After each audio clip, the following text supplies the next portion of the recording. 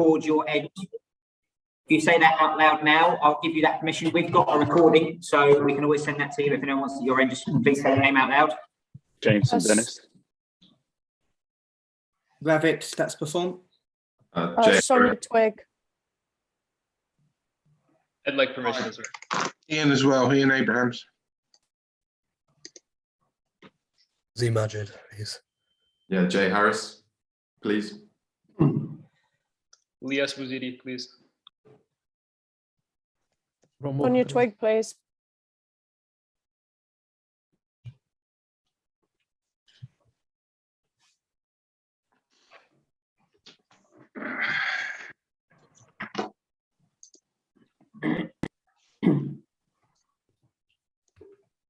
Me, please, Chris, as well, sorry.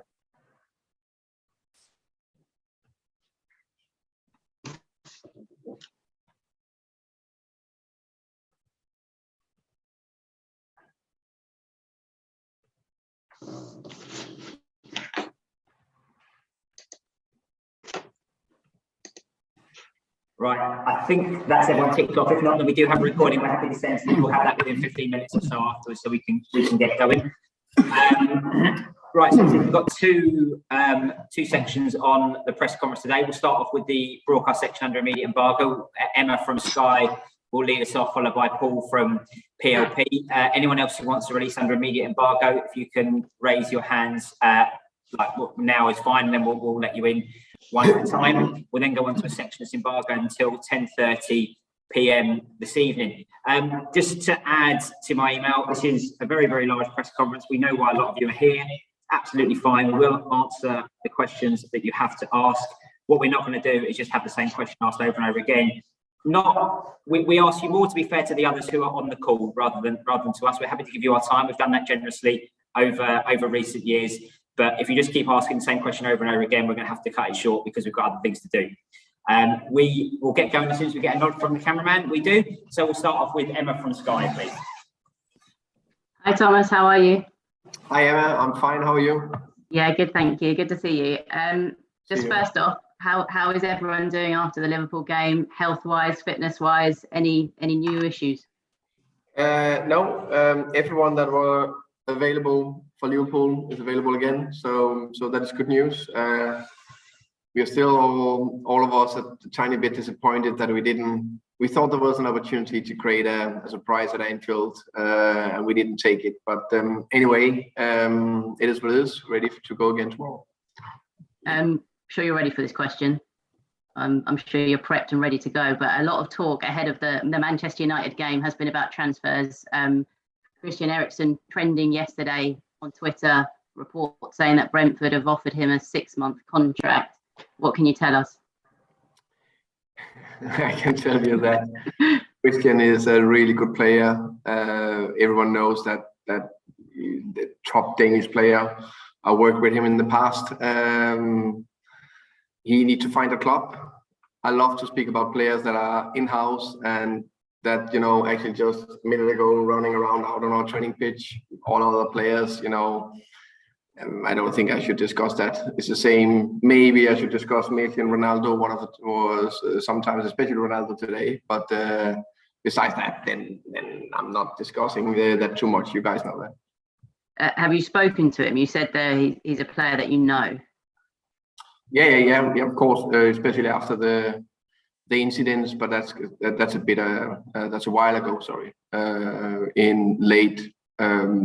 The fall, so a couple of months after the incident, but not since. Is he? What's your relationship with him like? Is he a player you know well from your time with the Danish national side and the setup when you were part of the youth sides? Yeah, of course. When you have these under 17 teams, I can only personally speak about.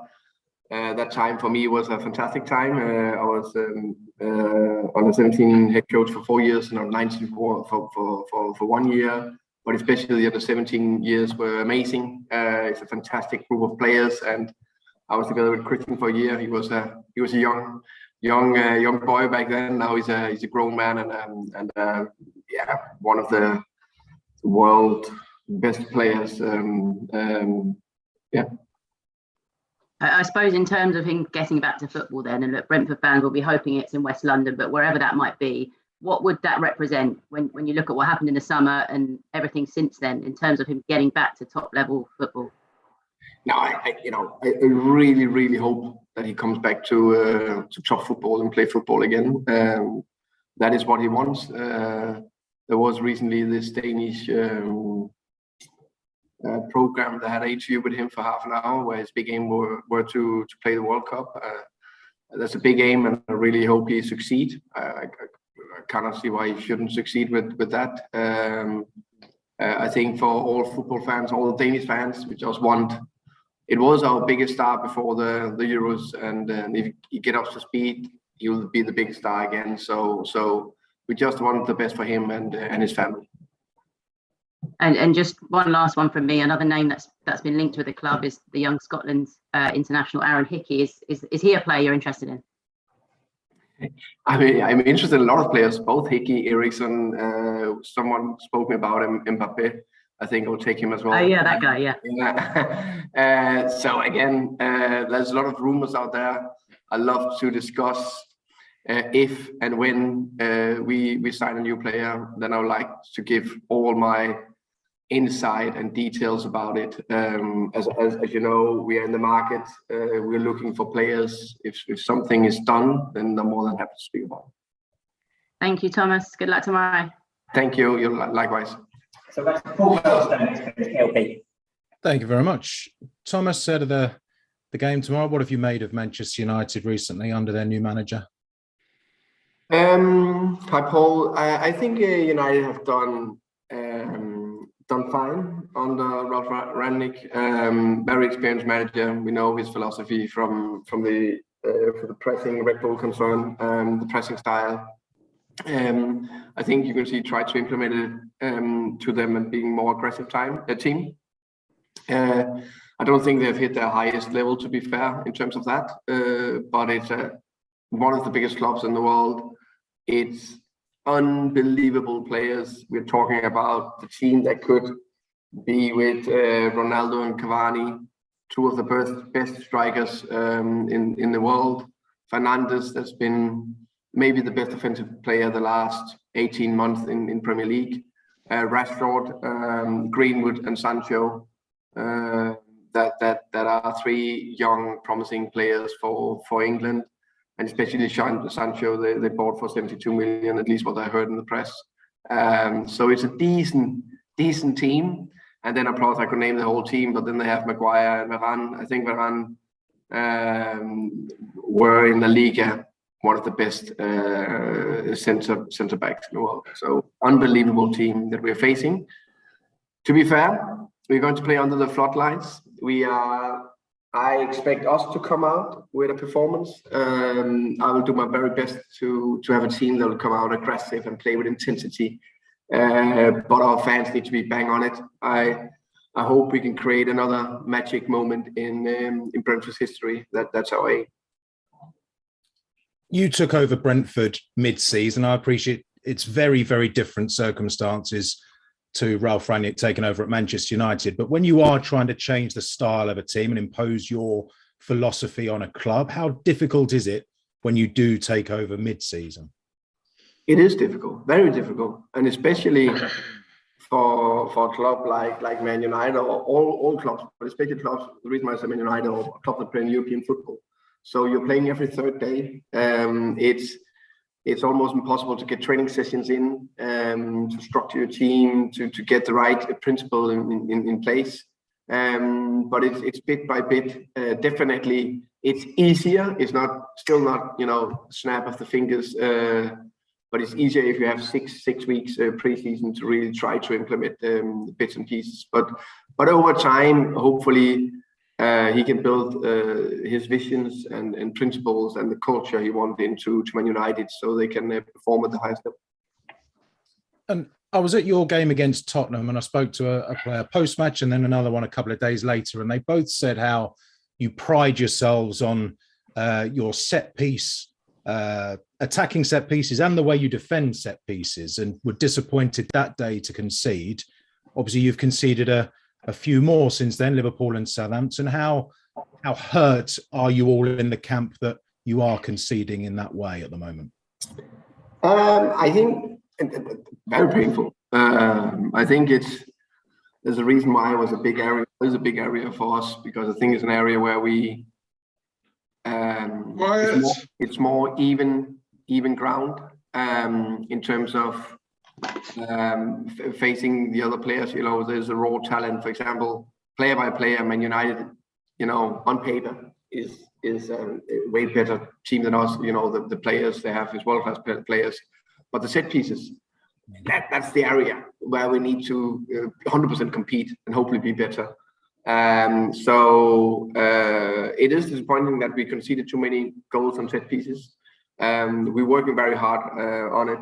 I think in Brian Reamer on the defensive set pieces, we have a coach that is unbelievable, knowledgeable, and we have a top plan. But for whatever reason, sometimes it's margins, sometimes it's few mistakes. We haven't done well enough, but I'm sure that we will solve it. And actually, also quite sure that the next how many games have we left? 17, something like that. The next games we have left of the season, we will concede a minimum of set piece goals. I'm pretty sure of that. Fair enough. Just lastly from me, I see Josh Da Silva was back in a friendly this week. We've not seen him in the Premier League yet, obviously. How important has he been to what Brentford have achieved in the past couple of years?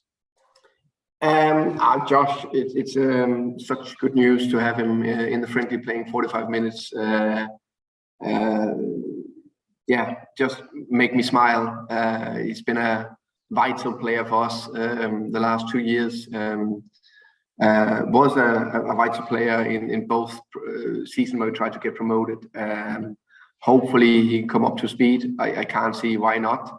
I think he got past the worst bit in terms of getting back from that injury he got.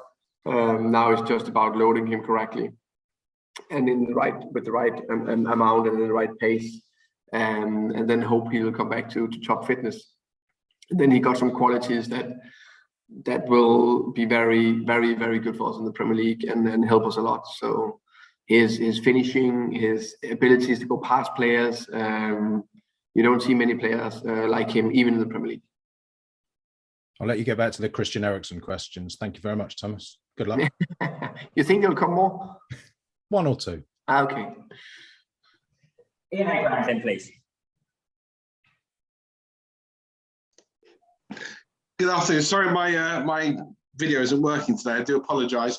I'm going to start with one quick Christian Eriksen question, but it's not one you already faced, Thomas.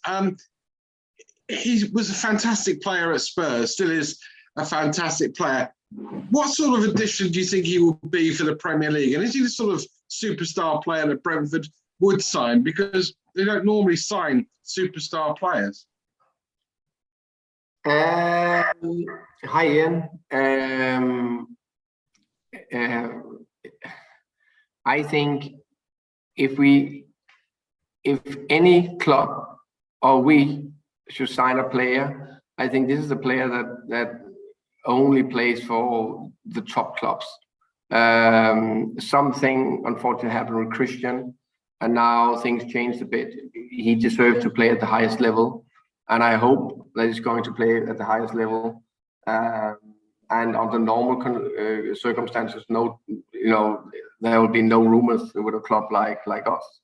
So I guess we should be flattered that there is rumors with Brentford involved, with a player of Christian's quality, or with Christian's qualities. So it's the same with all the players out there: Messi, Mbappe, Eriksen. Take all three of them. If they fill in the criteria of no dickheads, then they can play for us. I mean, that was my other point. How far have Brentford come now that you're being linked with a player, whether he joins or not, whether it's actually true, regardless, you're actually now being linked with these sort of players? I mean, that shows how far this football club has come from where it was at Griffin Park in lower league football to the Premier League under you.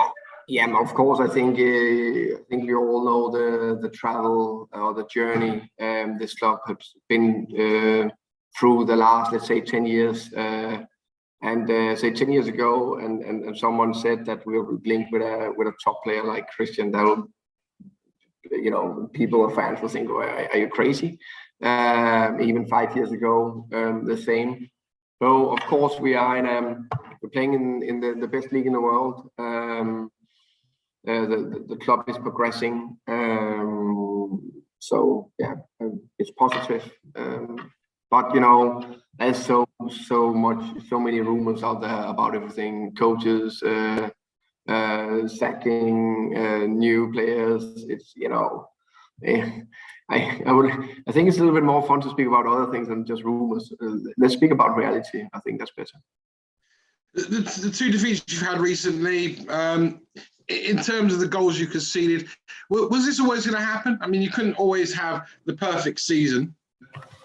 I think you're right. I think it's very difficult to get the perfect season. It still irritates me massively that we conceded 4 against Southampton. I think they were unbelievably efficient. I think that there was a bit of well played for them. The first goal, random freak second goal, big individual mistake third goal, and a team mistake the fourth goal.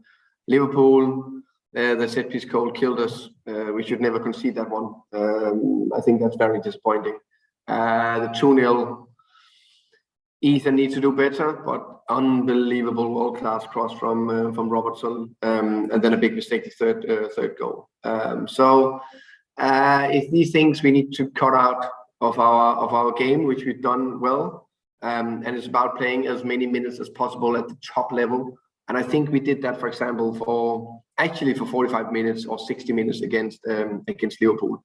Can we do that for 90 against the top teams, then or any team, then we'll have a good opportunities to get a lot of points. And last one, is this a good time to play United? They're not playing very well. We keep hearing different things from different players within the camp. Is it a good time to be playing them? Again, one of the biggest clubs, world-class players that we know on the day they can produce magic out of nothing. We saw them playing against Villa. Fernandes just created, two chances out of nothing. The first one probably were a minor mistake from the keeper. We know Ronaldo have, when he's been playing, produced chances and goals. So I don't know if there's a good time or a bad time to play them. I'm aware they are not, performing as high as the top 3, but on their day they have all the quality to do so. Good luck anyway. Thanks, Thomas. Thank you, Ian. You're welcome. Right, would anyone else like to ask under immediate embargo, or should we move on to a section for the papers tomorrow morning?